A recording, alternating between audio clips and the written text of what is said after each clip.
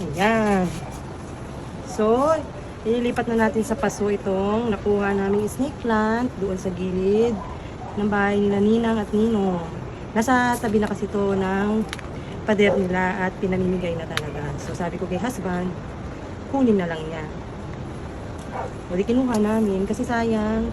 May cactus pa nga doon na malaki din. Kaso sabi ko, kukunin na lang kapag sa susunod. Pinamimigay na din kasi.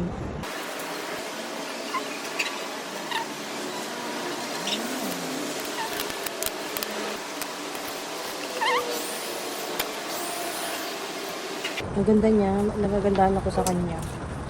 Ang ganda niya, di ba? Oh, sayang kapag ka napabayaan palalo. Pinamimigay na din kasi ito ni Ninang eh. Kaso walang nakuha. Kaya sabi ko kay husband, nung nagpunta kami doon, kunin na lang. Kunin na lang namin. Sabi pa nga niya, ipaglalagyan pa daw ako. Pa ba? Eh sabi ko, gagawin ko yan ng paraan. Di ba? Gagawan ng paraan kung saan natin siya ilalagay.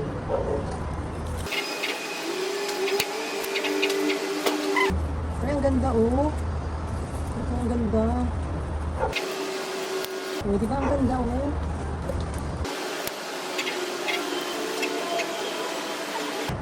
Regulante.